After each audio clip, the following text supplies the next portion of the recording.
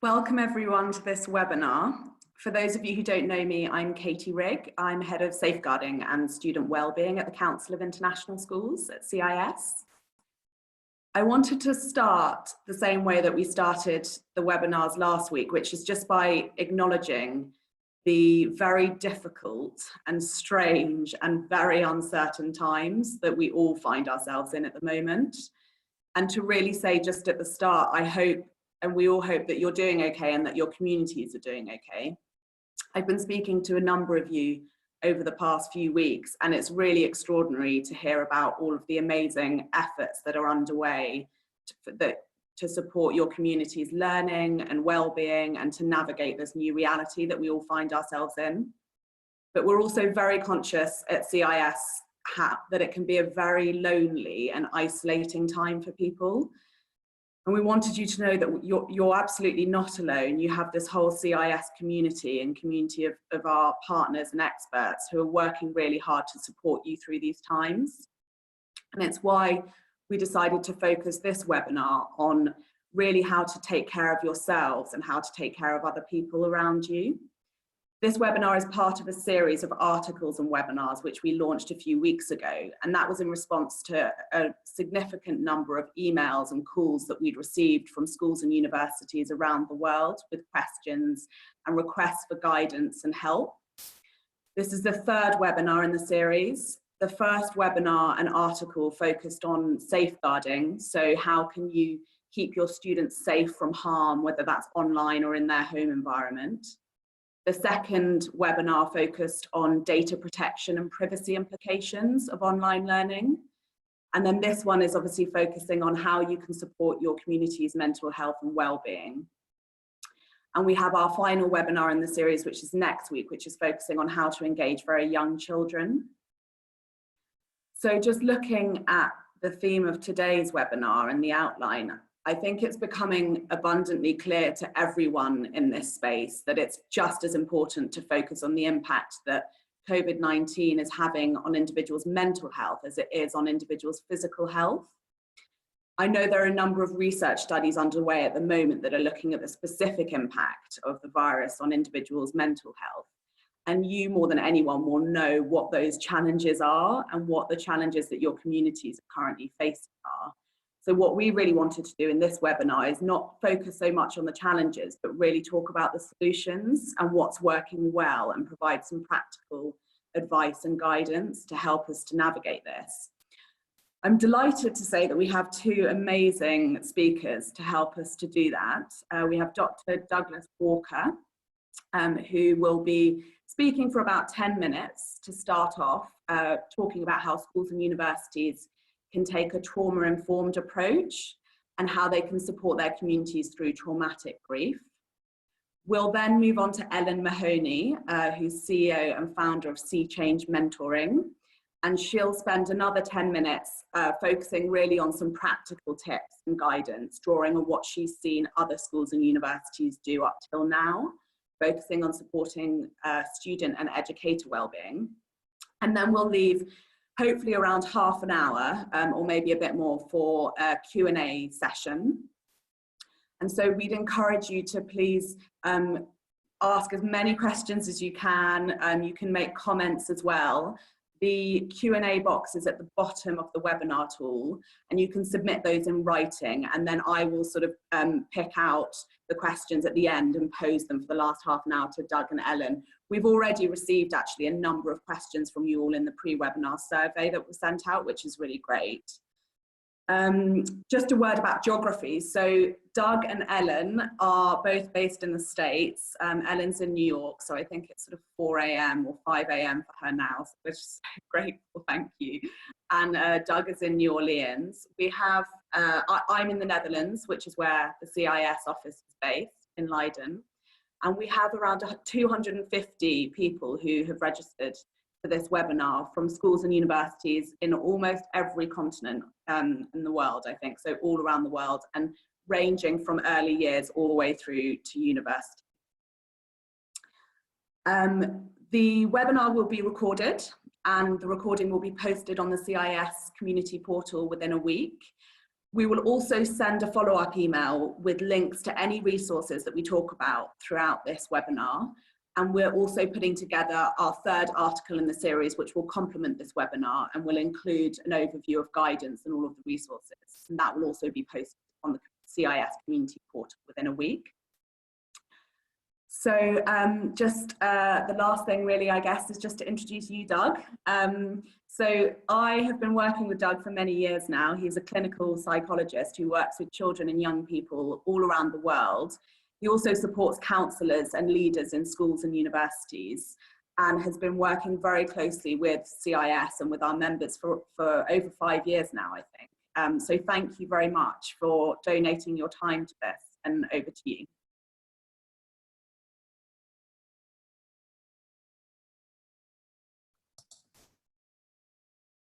Good morning, everyone.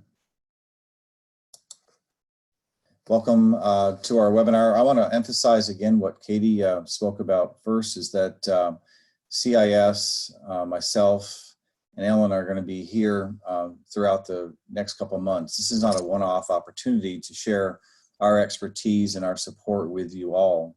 This is going to be kind of a long haul. And so know that even though that we depart, that we're not too far away to continue helping support your schools and universities. My focus this morning is going to be on this concept of being trauma-informed in the face of COVID-19. The term trauma-informed is fairly new. It's been emerging over the last 3 or 4 years, and I want to be able to give you kind of the big picture today about what trauma-informed schools and universities are and how it relates to our reaction to threats like COVID-19. Next slide. I'd like to begin by talking about a continuum. This is a slide that was taken from a consult I did with a school in Asia about 7 months ago. And I want to point out the fact that really we're talking about a continuum of reaction to events. And so when bad things happen to good people, there can be a range of responses. Sometimes it's something that we would call stressful. And so if you look at the slide here, this school identified things like peer relationships, boarding school entry, getting into college, as kind of being on the stressful end of the continuum. As we move more to the right, we can get into things that are clearly more traumatic, things that clearly impact a student's ability to function in the world, that they may find themselves impacted in how they think about the world, how they certainly feel, and how they behave. And the question here today is, where does COVID-19 fall on this continuum? And I would have to say that it really depends on where you're standing and how you're connected. What's unique about this group of people on this call is that you are connected globally. And so it's really a unique experience in that you are not only connected to those around you, but you're connected to those throughout the entire globe who they themselves are experiencing the same thing. And that's what COVID-19 brings to it in its unique signature, is that it's not just one region of the world where everyone else is unaffected and that can provide amazing amount of support in our whose batteries are fully charged to help. Everyone's affected, everyone's impacted, and has their own unique reaction to COVID-19. Next slide. These 5 elements were derived from a body of research about 15 years ago, and they continue to drive any mental health response to a disaster, especially those that are very large and impact a lot of people.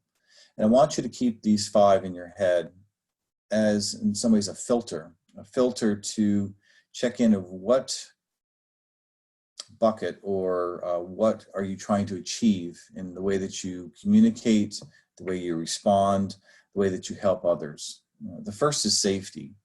You want to always be able to provide a sense of safety, certainly with personal protection and social distancing, hand washing. Those types of things are very relevant to COVID-19 and keeping you physically safe. But safety also comes about by communication.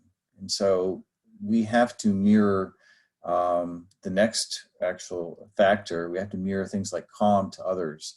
So a sense of safety can be given to others through the way that you communicate and relate with others, and how you also and what you communicate. Calm is the next, is to model good calming practice. Individual care could come through teaching or embracing things like meditation, prayer, relaxation, whatever space that you like to work in or share with others, or teach your students on how to self-manage their emotions and their thoughts would be important. But as leaders, as teachers, we also have to model good behavior. And so to always present with a sense of calm as well. Connectedness. Of all the five, I think that this is the most important. I've talked about this for quite a few years. I think of all the five elements, being connected is most important because it can provide many of the others by way of being connected with people. What's unique about COVID-19 is that we've been denied the opportunity to be physically with each other. And so I think we have to work extra hard to be able to remain connected with individuals. And thankfully, things like social media, platforms like we are on today, like Zoom, allows us to do that. The other two are going to come a little bit later. Self and community efficacy is the idea that we can rebuild ourselves, we can create a new narrative for our world. And finally, certainly hope. We want to be able to come to a point in the coming weeks and months where we can see over the horizon a little bit more and realize that there's hope ahead for ourselves and our school communities. Next slide. This is a little bit busy, but it drills down each factor and what it would mean to you as a school or university, and talking to your staff, faculty, parents, and students. For safety, as I mentioned before, clear, accurate, and timely communication. It's not only important to be on the spot and come quickly with maybe some new information, but an expectation of when the next communication will be is important. It provides a sense of safety that someone's feeding you information, giving you information that's will help organize your thoughts about how to plan and how to go forward. Calming, again, demonstrating calm as leadership, teaching and reinforcing self-regulation and emotion. Connectedness, providing opportunities to assist others, and building peer supports and relationships in new ways through electronic and video platforms. Self and community efficacy, rely on your legacies, rely on the history of your school, the messaging that comes with your mascot, or what your school has already gone through and traveled through before, and sending the message that we've got this. And finally, hope. It'll come with time, but forward-looking, motivation for new learning opportunities. What will this new world bring? And not only for the kids that you're educating, whether they're in K all the way up through university, but what will this new world look like? So it can be turned into an opportunity, an opportunistic look at the world ahead. Next slide. These are programs that are developed or have been developed from those five elements. I'll provide them in the resource list. For you school counselors out there, it might be worth looking at a little bit deeper. I provide them because they're examples of evidence-based or evidence-informed work that allow individuals to learn some skills or share programming that emphasizes the need for certain skills. So for instance, for skills for psychological recovery, things like problem solving is taught, managing emotions, helpful thinking, connectedness certainly, and this idea that we can certainly engage in positive activities, maybe in a different way, not be able to get outside so much, but engaging in joyful activities. How's Your 5 was developed after the Joplin EF5 tornado here in the United States. It doubles down, as I say, on this idea of connectedness, having individuals being able to ask each other, how's your 5? Getting beyond, I'm fine, getting beyond, I'm okay. to really talk about issues like work, relationships, love, play, sleep habits, and eating or consumption habits, eating too much, eating too little, or coping poorly using alcohol. Next slide, please. Let's dive into quickly trauma-informed practice. The 4 R's is that we realize that the impact of trauma occurs for all individuals in different ways, just like that continuum of care, that some people witnessing the same event could be stressed, while others could be traumatized. A trauma-informed school university recognizes the signs and symptoms of trauma in all their individuals who are engaged, from students, family, staff, and everybody else in the system. A trauma-informed school or university would fully integrate the knowledge about trauma into their policies, right down to even having specific individual education plans for kids who've been exposed to traumatic events. And then try not to actively re-traumatize individuals based on their history. Next slide, please. I provided a resource on traumatic grief. Now, this particular resource is focused on younger children. It comes from the National Center for Child Traumatic Stress, or the National Child Traumatic Stress Network, which I'm a part of here in New Orleans. But traumatic grief can occur when there's a sudden death and because of unexpected causes. And this is going to be an emerging theme. I'm giving you a peek over the horizon.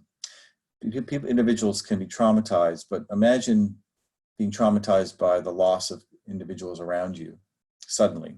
And by sudden, I mean, the contraction of COVID-19 with death. And I think that individuals, certainly who are connected with the international school community, can fully appreciate that we are connected in ways that is much more intimate than other systems. We know individuals across all the time zones. So chances are there's going to be individuals in your school community who have lost a loved one to COVID-19. So I encourage you to do more reading about traumatic grief and understand what it is, and understand that the combination between being traumatized and losing a loved one combined is quite a complex situation, and it needs to be handled carefully. I think that's it. I think there's one more slide, just my contact information, certainly through Katie or directly. Know that we're here for you guys, and I think collectively we've got this. Thank you, Doug. That's excellent. Really helpful. And so we'll just move on to Ellen now. And so Ellen, I think I met Ellen for the first time about 5 or 6 years ago. And I just remember there was a period of about 4 years then when we didn't speak, and we reconnected last year, which was brilliant. And it's just been a delight to work with Ellen over the last year, really on sort of relationship-based learning, well-being, mentoring programs, and thank you for everything you're doing for our schools and universities. And over to you.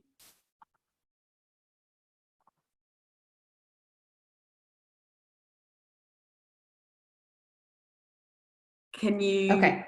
Yeah. Sorry about that. Okay, great. Well, thank you, Katie. Thank you so much. And if I could just reiterate what Katie was saying in the beginning and what Doug was saying, that,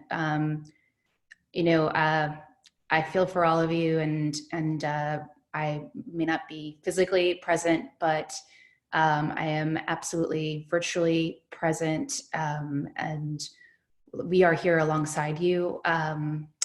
So please don't feel like you have to do this alone. So the information I wanted to share today is very practical. What can you or your staff do now or tomorrow that will help you not just get through these moments, but to thrive and look forward to the future. So next slide, please. I wanted to keep it super simple. So I identified 5 things you can do, and we'll go through each of these. Take stock, prioritize relationships, be responsive to the moment, be deliberate and hopeful about the future, and then design and share stories for resilience. So next slide, please. Okay, so take stock. What do I mean by take stock? Um, you know, there's over 250 people on this webinar, which is amazing. You are all at different stages of school campus closure. And if you are towards the beginning, if you are one of the countries that have just closed their doors or have closed their doors within the last few weeks, then this is an opportunity for you to start taking an inventory of where everybody is. And what I mean by that is finding out, you know, we can't, in the moment we asked our teachers to, as quickly as possible, start creating online learning opportunities for our students. And for countries that got hit quickly and unexpectedly, like China or Italy, you know, it was a mad rush. And some teachers felt very comfortable using digital technology. They already use them in their classrooms. This was an exciting opportunity in some ways for them. And for others, they felt very uncomfortable. And if you can, you want to find that information as early on as possible about who is comfortable, who isn't comfortable. So you want to ask questions like, do you have reliable internet and technology at home? This is also true for the students and parents. You know, will they have access to internet and technology? On the health side, you know, is everyone healthy and safe at home? Is anyone sick at home? We need to know that in order to understand our students' context and maybe change some of our expectations for what learning is going to look like for them. You know, for faculty, are they part of a support system? And this is really important. I've been connecting with some teachers who they're not exactly social people. They don't have a big social network. There's a teacher I've been communicating with for over 2 months in China who lives alone. He had a small group of friends. They all left China, and he is not very comfortable communicating digitally, and he's extremely isolated. Those kinds of staff members need our special attention, and we need to band together to check in on them. God forbid, should they get sick, is there someone in their world that can deliver groceries, for example, or medicine, or just checking in for that connectedness, et cetera. You know, will home change locations after a campus closure, or where is home right now? A lot of your faculty may be moving back to their passport countries or staying with friends. You need to know where they are. So we can kind of manage expectations and figure out how we can best support them. For teachers in particular, hopefully you already know this, but you want to know if they're parents. You know, are you expecting your teachers to immediately transfer their learning to the online realm while also parenting a 5-year-old and an 8-year-old? What does that look like for them? How are they managing that? Is there anything we can do to more properly share the load, if that makes sense? And after you take this inventory, then you can start identifying champions that might be able to fill some of those gaps. Maybe there's someone that works in your accounting office that has a little bit more time than other folks, and maybe they happen to be an Excel wizard and you need that. You know, bring them in, let them feel useful, and identify the champions with some of the gaps. Okay, next slide. So as Doug said, you know, the most important thing here is connectedness, and I agree. We have to prioritize relationships. It has to be your #1 priority. What does that look like for your faculty, your teaching faculty, or your counselors? It means that we have to be communicating with our students every single day. And what does that look like? You know, some schools are offering daily office hours where maybe each teacher takes on an hour or 2 hours where they may be just working at their desk, working on other things, but they are visibly available virtually for students to come in and ask questions or just hang in, check in. They can even come in and do work sort of side by side, but virtually, if that makes sense. There's a lot of interesting lessons to be learned around synchronous time and asynchronous time when you're using online learning. And you want to use more of the synchronous time for connecting, whether it's connecting to see how are you doing, how are you holding up, how are you managing your learning, or whether it might be some group work, maybe some reflecting on some project work, but it really should be prioritized for connecting. And if you want more information about that, I think Global Online Academy has done some amazing support for schools around the world, and they have a lot of free courses for adults, for teachers and administrators to understand exactly what that might look like. Shared play. You can have a Zoom meeting with your students, and just to play, just to be goofy, just to be silly, you can use Flipgrid to invite silly videos that your students might want to create to kind of make us laugh, make us forget some of the challenges we're experiencing, help us to de-stress. Think about your school and think about what's the best part of your school or university's culture, and then start thinking about how might technology emphasize that. If you're struggling in that area, ask your students, how might we use technology to amplify the best parts of our technology?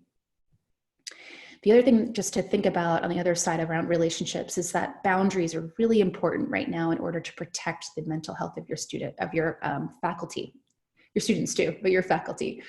So, I encourage teachers to be clear about when is their personal time and when is their professional time. If they are parenting kids at home and also being a teacher, to post their hours. This is my personal time. This is when I'm available. Make sure everyone knows what time zone you're in, when you'll be sleeping. Block time out in your calendar, on your Google Calendar or your Outlook calendar. That's just time for yourself, so that you can work on your mental health, connect with the loved ones around you, so that you can be replenished and present for your students. Next slide. I wanted to share two really quick examples. So this is from Twitter, although and I do know these people. So here with Bettina Love, she is a fourth grade teacher here in the United States. She hosted a dance party for her fourth graders. She, selected some fun music. She's actually in her pantry right now with fun disco music, with disco lights going on, and she's with her daughter. And they're just dancing and having fun. And when she sees people get onto Zoom, she's waving and saying hello and calling them out by their name. And it's just a great opportunity to connect, have fun, move your body, and to model, hey, we're calm, we're gonna get through this together. Nikki Foote, she is a kindergarten teacher at the Western Academy of Beijing. And they use Flipgrid to post videos and receive videos from students as a way to connect through their mentoring program. And, you might think, my gosh, how do you connect with a bunch of kindergartners? Every single day, she films a 30-second to 1-minute video engaging on them. Hi, everybody. How are you doing? In this video, she is walking around where she happens to be in Singapore. And she is saying that she hears a noise outside of her apartment. It's some kind of an animal, and she's wondering what it is. And she's listening, and you can listen to the audio. And then she says to the kids, help everyone guess, get on Flipgrid and guess, what kind of an animal might this be? And then I'll let you know if you're right. If you were to look at the way that she's communicating, it's positive with the little kids. You sometimes want to overemphasize your emotions. So she's kind of overly emphasizing, she's kind of effusive, she's modeling calm, she's modeling curiosity. And it's a lovely way for her to connect with her kindergartners. Okay, next slide. Speaking of connections, there are these amazing opportunities to connect online right now that I have just found to be an endless source of inspiration for me, especially when I'm having a tough day. On Facebook, this is an example, the Educator Temporary School Closure Community. It was founded by a teacher in Thailand, an international school teacher in Thailand. And it started off 2 months ago, a very small community, and every day it got bigger and bigger. And as more countries close down their schools, it gets bigger and bigger. I don't even know what number they're up to right now, but it's huge. And it's a place where teachers, administrators, counselors, all kinds of student support personnel are getting together and sharing tips on how to use technology, how to get through tough days, how to for administrators, how to talk to teachers about some difficult news, whatever it might be, how to support early years folks, how to support folks whose graduation just got, the in-person graduation just got canceled. So this is a great resource. If you haven't checked it out, I definitely encourage you to do it. Okay, next slide. So on one hand, we need to be responsive in the moment. And on the other hand, we have to look forward to the future. So I'm going to focus on the moment piece here. And I want to tell you, I want to kind of illustrate my point by telling you a story. I have a dear friend who is the head of school at the International School of Monza, which is in Milan. And I guess it's been 5 or 6 weeks ago, they decided to close their school. He created a video that was clear in communication, calming, positive, to let everyone know, listen, in 24 hours, we're going to transfer our learning online, and join me for what's going to be interesting. We're going to learn together, and we're going to make this as fun and as engaging as possible. For the first week, they decided to have 7 hours of online learning for their school. They've never done this before. No one has ever really been in this position before.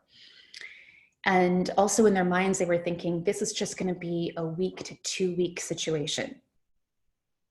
So by week 3, they realized that they were overloading the teachers, overloading the students, and that deep learning wasn't happening. So they shifted to use more of the learning time for one-on-one meetings and small group support, and then offline projects. And when I say one-to-one or small group support, I mean academic support, learning support, and more of the social emotional support. But they continued to work on this learning. But by week 5, things were getting really serious. They lost several members of their school community. Teachers were stressed and grieving, students stressed and grieving, parents stressed and grieving. It was inappropriate for them to, at this point, solely just be focusing on learning. How can you learn when your whole community is grieving? So by week 5, they have shifted for the total focus for right now to be on well-being and connection. And I wanted to share this story with you because they were willing to pivot each time they needed to, based on the needs of their community. And for me, it's been a really inspiring and moving story to watch unfold. If you want to hear more about the story, the magazine Quartz, the online magazine Quartz, did a story a couple days ago, and I'll make sure this gets shared with the resources. Okay, next slide. Be planful for the future. As Doug said, when you get a little bit further down the line, you want to start thinking about our hope. What is it going to be like when we all get together? What are some of the things that we learned that we want to keep in our school when we get back together? What can we look forward to? There's Justin Reich is a professor at MIT teaching labs. And I heard him talk about how to respond to all of this. And he shared a story that I thought was fascinating, and I'd like to share it with you right now. He used to work in search and rescue. And in search and rescue procedures, you have a team of people the majority of the team goes out to find the person or people that are lost or stranded or in trouble. But you reserve a handful of people, and they work in a quiet space on thinking about what happens when we find them. In other words, what happens in the future, not the present. And so they start planning about what happens when they come back, how might we support that person, what do we need to do? And Justin was using this as an example for us to think as administrators. You know, many of us are focused on the right now as we are dealing with the crisis. You want to make sure that you have folks on your staff that are solely dedicated to the future. What happens when kids do return to campus? What kind of support do we need to give them? What do we do about graduation? What technology did we use during this experience that we'd like to hold on to, and what technology does it turns out we don't really need? Are there any changes we have to make to our policies and procedures, et cetera? Okay, next slide. The last thing is, design for and share stories of resilience. There's some research from a while ago that highlighted that families that shared stories of their ancestors, resilient stories of their ancestors, produced children that were able to practice resilient behavior. And I always hold on to that. I personally, a few weeks ago when things were starting to get scary here in New York City, and I was feeling anxious, I took a moment to start telling my husband stories about my great-grandparents who were, struggling in Ireland, and my grandparents who immigrated to the United States, and what they survived, and how I pull from those stories my own personal strength. So, I would encourage you to seek out those kinds of stories, present or in the past, from your students, from your faculty. Share them. Doug was talking about maybe there's a story that you can pull from your mascot or your mission or past stories. I encourage you to do that, to remind people that, we as a community, we can get through this, and we've gotten through difficult times before, and we will get through this. Share those stories. When we get a little bit further into the future here, we should be asking ourselves, what's our new narrative? What has this crisis, how has this crisis shaped us for the better? Without being naive, without being ignorant of the difficult times and the suffering that we may have experienced, but how are we stronger through all of this? So I think I'll leave it there. And the next slide has my information. And I'll just highlight one thing. We do have a podcast, and the first speaker that on episode 1, we have someone that talks about crisis response for schools that might be helpful for this community. And the second one is on online learning. And I do believe he talks about the synchronous and asynchronous learning opportunities that I spoke about earlier. Brilliant. Thank you very much, Ellen. So we've got a number of questions. I'm just going to stop sharing my screen. A number of questions which sort of all hopefully will tie together nicely. So the first one is around, so people have asked for more examples of how schools and universities have really focused on well-being and connection.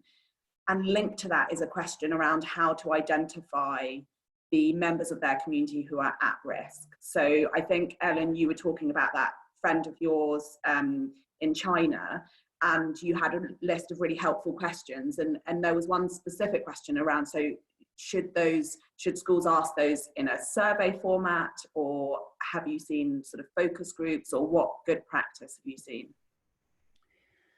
Yeah, I've seen schools survey,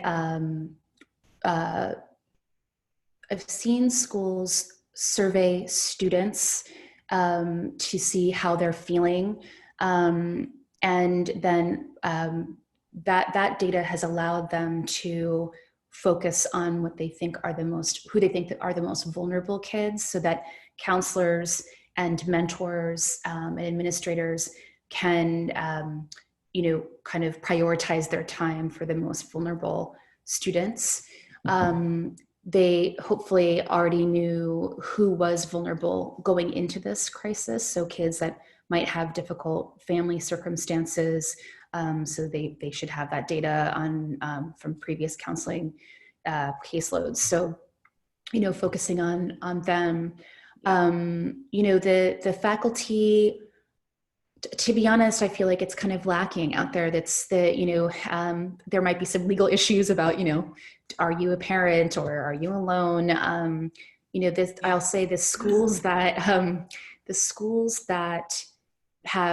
that really prioritize relationships before any of this happened, I think are really the ones that have been flourishing. So if anything, let it be a lesson to all of us that, when you have those relationships ahead of time, it helps us to know, I know this teacher and I know how he might respond to this. And so I know I need to reach out to this person. Yeah, absolutely. And I think I'll hand over to you, Doug, in a sec as well, but that definitely resonates with what we've seen. And so we've had a lot of people talking to us about sort of what's worked well and what their successes have been. And the consistent theme has been communication and contact with their communities. So like you said, scheduling regular Zoom coffees with parents, or having a counsellor available for small groups of parents or staff, and picking a topic that might be related to social emotional learning or one of the challenges, and just having that time to sort of connect, I think has worked well. I've definitely had schools and universities tell me about questionnaires and surveys that they sent out, which they've said have been really helpful at understanding what the challenges are. It also helps you to sort of see the patterns and changing needs, I think. There have also been focus groups, which institutions have carried out, which I think have also been helpful. And then in terms of the sort of, you were talking, Ellen, about shared play and the importance of that. And there've just been some fantastic examples as well that I can think of like online competitions, getting students to work together on like interviews or films. And there's one resource actually, which we'll send in the follow-up email, which is the Digital Leaders Programme, which is by ChildNet. And it's for, they have one for primary schools, one for secondary schools, and then lots of universities I've worked with have used the one for secondary schools and adapted it. And that's a really good way as well of sort of focusing on that shared play. And I don't know, Doug, I think you probably have some thoughts on surveys as well, do you? Yeah, I think that we have to remember that this concept of resiliency is not a constant, that individuals will fluctuate. And so on any given day, it can change. Those that are impacted by COVID-19 in different ways will, from one day to the next, be a different person, so to speak. So I think that having anonymous surveys are important because it allows people to be honest in how they're feeling. I think that the older you get, certainly university students or faculty, staff are cognizant of the concept that their mental health may be seen as less than, and so that they're coping poorly, it may reflect on them poorly, and so we don't want it to happen. So as much as anonymity as you can do, it's hard at morning to no, and I think anonymity, But one thing about I do want to emphasize around connectivity is also this idea of scheduling. And so I think Ellen highlighted it as well. And I want to emphasize that scheduling in school is also about scheduling in life. Children, adults have had their lives scheduled from K all the way through, and it's a heartbeat. And now it's disrupted. And so getting kids on schedule is extremely important. And so online learning can help with that, but you have to be able to also schedule the rest of the day as well. Yes. With expectation comes this sense of safety. And I want to emphasize the message and to share with your parents that there's a time to shut it off. And the evidence is clear. Let's set aside what content is happening after 11 p.m. at night. Blue screens, particularly cell phones, laptops, have a significant impact on sleep in children, particularly teenagers. And so they do not sleep well. And we know that rested brains learn. So I think there's some additional kinds of safety we can share with parents around this idea of connectivity. There's a time and place for everything. So scheduling and giving parents permission to literally shut it off would be important. Brilliant. Yeah, that actually links into two other questions which have been asked. But before I ask the next question, we just had a comment from someone saying that they're a school counsellor and they've been personally calling teachers to see how they're doing emotionally, mentally. Although it's not a survey, it's been really important, and they've shared quite a lot via those phone calls. And thank you to the person who made that comment, because I was speaking to a school last week about that as well, and they said they've done the same for parents, reaching out individually to some parents and just seeing over a phone call how they're doing, what their challenges are, and trying to sort of help address those. So that, I think that's really important. So Katie? Oh yes. Sorry, I just want to add one little thing that just, you know, I'm cognizant of how overwhelmed everyone feels right now. And so when we're talking about communicating with people, you know, checking in with all of our parents, checking in with all of our kids, checking in with all of our faculty, I want to emphasize that there's a diversity in the ways that we can communicate. And so, and I know from the online mentoring space, which is, you know, the other hat that I wear, is that, you know, we can, you know, you can use WeChat, you can use just a quick little email, just a little thing to say, I'm thinking about you. And then have the maybe the 30-minute check-in over here or the group work over here. So, you know, it doesn't mean that you have to be spending 24 hours of your day checking in with everyone, but you want to do it consistently on a daily basis using a variety of mediums to communicate. Brilliant. And that actually, okay, so I'll ask the second question that I was going to ask first, because that ties into the second question, which was someone's asked about communication generally and the tone of that communication, because I think we've definitely seen that the successful schools and universities who said they've sort of managed to get their communities on board have said that communication has been key. They've communicated a lot. They've relied on sort of public health agencies wherever they are to communicate the basics in terms of safety and stuff, but also in terms of the changes to their curriculum, any changes that they're aware of, and that can move quite quickly. And so we know that communication is good, but we've had a lot of questions around what tone to use and what words to use. And I don't know, Ellen, maybe if you start, and then Doug, I'll move to you. Sure. I mean, what is it about, what are the needs that our communities have when we're talking about communication? I think that the one of the biggest needs they have is to trust us and to trust the situation. And you know, their brains need that oxytocin to manage their stress, and that happens when they are in trusting relationship with others. And so I think that's what they're looking for. I'm going to use a practical example, a real life happening right now example. I'm in New York. Our governor here in the state is Governor Cuomo. You could like him, you can hate him, you could love his politics, you could not like his politics, but he is worth watching. I really think everyone should watch this, and just from an objective point of view, and analyze his communication style. It's been fascinating.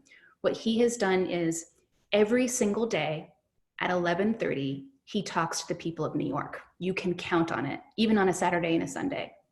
That helps people feel like, I can look forward to this. I know it's going to happen. There's one part of my day that's going to happen.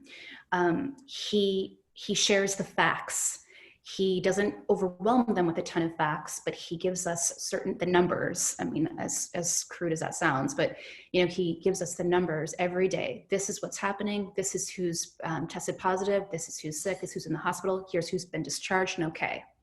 And he repeats that every single day without emotional analysis. And then he also talks about, and these are the actions we are taking. Boom, boom, boom. Every single day. And in each 30-minute session, he repeats himself over and over and over again in multiple different ways. We all know, during regular times, we send out an email to faculty and then asking them to do something, they don't do it, that they say, I never knew about it. You said, I said it in the email. We know about effective communication. You have to say it often in different ways. And consistently. So he repeats himself. So now you could probably ask any New Yorker, what is our strategy in flattening the curve? We know it like the back of our hands because Cuomo tells us every day, multiple times. He's also personal. He talks about how this crisis is impacting him. His brother has the virus. He's worried about his mother because she's elderly, and he names feelings. He says, when I heard my brother got the virus, I'll be honest with you, I was scared. However, let's look at, we know that he's a physically healthy person. He's young. And so, so he shares a little bit of personal information. His tone is in control. It's calm, but personable. And he doesn't make any promises he can't keep, which is really important. It's very, I always have to check myself with kids in particular. Do not make a promise about things that may or may not happen. And we have to we want to do that because we want to soothe people. But that's a careful thing you want to think about.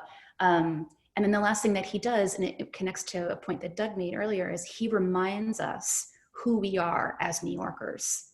He says, you know what, we've been through tough times. We've been through 9/11. We've been through the financial crisis. We got through it together. We got through it because we're tough. We got through it because we love each other. And he repeats it over and over again. And I'll tell you, as a New Yorker here, I feel so much more secure. And I am, him reminding me reminds me of all my New York stories and makes me feel like we're going to get through this together. Brilliant. And we've had some really good comments come in as well. And one in particular was emphasizing the importance of cultural awareness when you're communicating, which I think is critical. And it comes back to what you were saying, Ellen, earlier about the relationships that you already have and how well you know your community already. And you will know your community best, and you'll be very aware of the cultural sensitivities of your student and staff body. So really important as well. And Doug, did you have anything to add? No, I think that when we're in crisis mode, it's important to be, as Ellen pointed out, consistent and the tone even. I want to remind leadership that the message needs to be concise, but also consistent. And so you have to choose 1, 2, or 3 individuals who will be the communicators. Yeah. Very often, and you've probably already experienced this, rumors will begin to fly around about things that may or may not be. And rather than chasing all those and whacking moles, as we say, you need to find ways to be consistent, like Governor Cuomo and your communications 11.3, and make sure that your faculty rolls up any questions to the proper channels. You don't want, I'm going to use the term, unauthorized individuals representing the school in what may or may not happen. You may have parents who have strong personalities. Some of you are nodding your head out there. and so it's those individuals that will press us to say things or announce things before we're ready. So you have to take a deep breath and come together as a team and know that the most accurate information is most important over, say, timely. Yes, it'll happen, but it's going to happen on our terms with the correct information and not be pushed or forced or leveraged into saying something too soon. Brilliant. So we've had a number of other questions, and I'll try and cover the key ones. But just to say, if we don't get a chance to answer your question, we will do so in the follow-up email. So one very good question was around, to your point, Ellen, of feeling overwhelmed, particularly counsellors. and how it's interesting because lots of the success stories that I talk to sort of heads of schools about, they're always saying how wonderful their counselling staff have been and how their counselling staff are carrying out all of these meetings, doing all these calls and stuff. And the question is like, what else can they do that isn't so involved or doesn't necessarily rely on the counsellors? And I think this is a theme that I've been discussing with universities and schools for a number of years anyway, which is having a culture in your institution where you know your staff know the difference between having a human interaction and checking in with someone, and then noticing when actually someone needs professional help and when to refer them to a counsellor, and making sure that you don't just lump everything on the counsellors, and your staff feel empowered to have those conversations, to check in themselves as well. But Ellen, do you have any thoughts on that?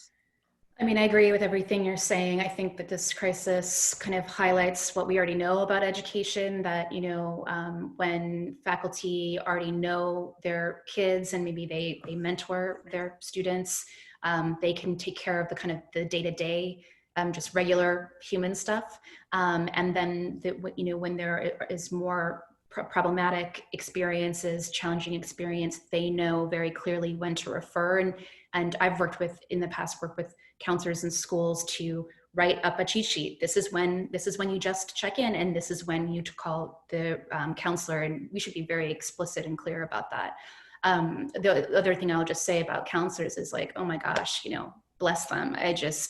They are carrying a lot of stories with them that are really difficult. And we need to find ways to take that load away from them from time to time so they can replenish. And I think you want to do it in two spaces. One, on an ongoing basis, you know, maybe it's every Friday they get together and share a virtual meal together and just do whatever they want. I mean, talk about the problems, not talk about the problems.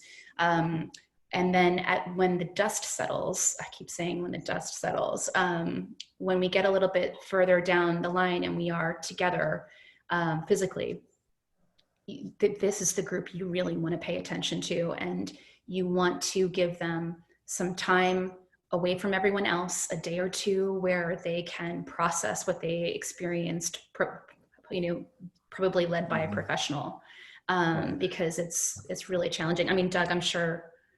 Yeah, you know, I think if leaders can do one thing today when you get off this call is to contact your counselors and ask them how they're being supported.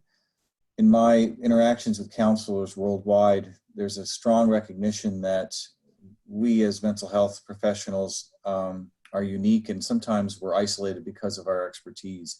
We may be the only counselor at that school, or only two, and sometimes we're not understood, to say the least. And so I know that globally, over the past 6 months, there have been counselor groups formed for peer-on-peer support in education. So if there's one thing to write down today on your notepad, is to check in with my counselors and make sure that they're connected with other counselors. Make that happen. If you're having trouble finding those groups, Katie, myself, and others are aware of what groups are forming, but your counselors need their own support, and I think it should come from other folks of the same fabric, other counselors.